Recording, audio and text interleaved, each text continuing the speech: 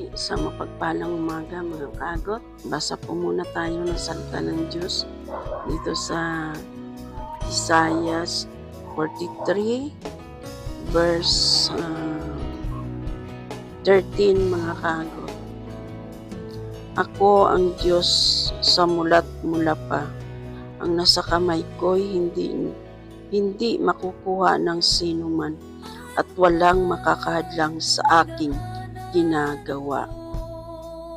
Amen. Napakabuti ng Diyos mga kaagot.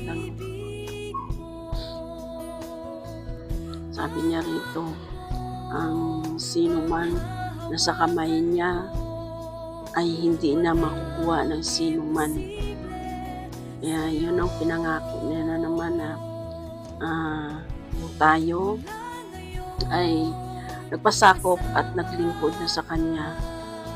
Wala nang makakakuha ng sino man sa mga kamay niya, sa mga taong lumapit na sa Kanya dahil hawak niya siya ng Panginoon mga kaagot.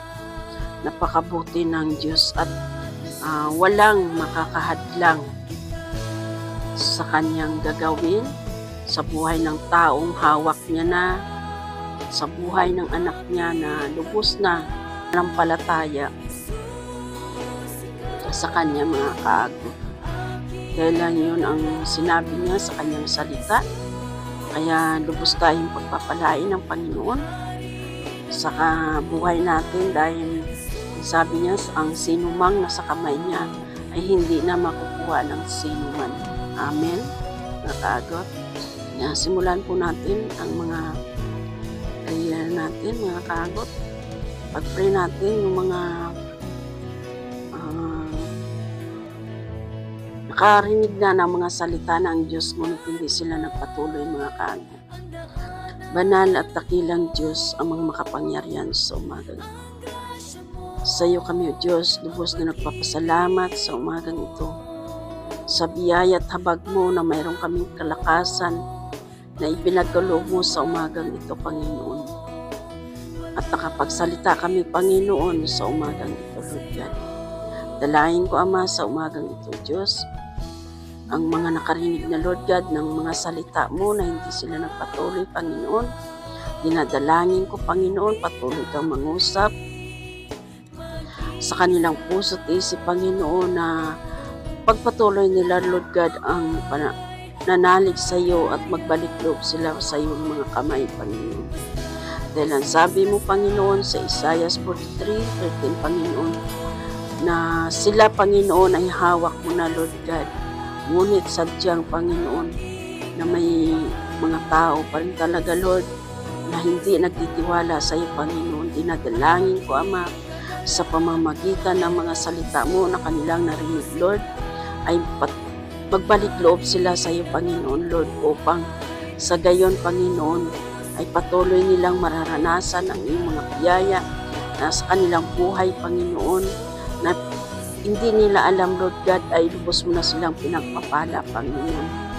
Dahil ang sabi mo, Panginoon, ang sino mang nasa kamay mo ay wala nang makakakuha sa iyong mga kamay, Panginoon. Higit sa lahat, Lord, ay magagawa mo ang anumang gagawin mo sa kanilang buhay. Wala silang magagawa, Panginoon, kung sila, Panginoon, ay lubos mo nang pinagpapala, Panginoon. I pray, Lord, na patuloy kang manguna, kumilos sa buhay ng mga taong hindi nagpatuloy sa pananalig at panampalataya sa iyo, Panginoon, na wala ang kanilang nalig or pagtitiwala sa iyo, Panginoon. Ngunit walang imposible sa iyo, Panginoon. Patuloy mo silang hinahawakan, Panginoon, upang sila'y magbalik loob sa iyong mga kamay, Panginoon. Muli, Ama, patuloy mo gamitin ang mga leader mo, Panginoon, Lord Jesus, at ang mga pastor o pastora, Panginoon, sa bawat ministry, Panginoon, na patuloy mong gamitin bilang missionary, Lord, sa paghayag ng iyong mga salita, sa pangangaral ng iyong mga salita, Panginoon, saan man sa sulok ng mundong ito, Panginoon. Ikaw ang Diyos na magpala sa kanilang mga buhay. Pagpalain, Panginoon, ang kanilang buhay. Sa lahat, Lord, pangunahan mo sila sa pagsasalita o sa pagbabasa ng iyong mga salita sa bawat taong sinishare nila, Lord, ng iyong mga word of God.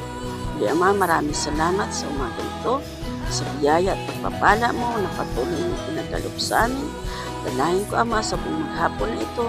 Harapin namin ang buong maghapon na mayroong kagalakan at kapayapaan sa aming puso at isip, Panginoon. At patuloy mo kaming i-bless, Lord, ang bawat isa. Lalo na, Lord God, sa mga kaagot ko, Panginoon, na patuloy nanonood at nakikinig sa mga prayer ko, Panginoon, at pagbabasa ng iyong salita, Panginoon.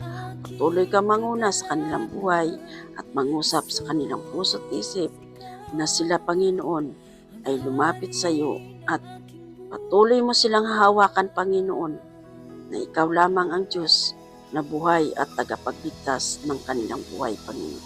Muli, Ama, maraming salamat sa umagang ito, sa oras na ito. I love you, Lord Jesus, sa umagang ito. And thank you, Lord, muli sa lahat ng mga kaagot ko dyan. Palain mo, Panginoon, ang kanilang buhay sa umagang ito, sa oras na ito. Thank you, Lord Jesus. In Jesus' name. Amen. Amen.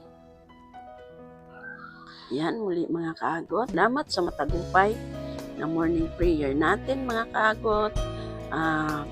Kung magustuhan ninyo ang video kong ito, please, mga kaagot, like, subscribe, and share sa mga video kong ito. Ang Diyos ang siyang magbibigay ng biyaya at pagpapala sa inyong buhay, mga kaagot. Thank you, mga kaagot. I love you with the love of the Lord. Bye!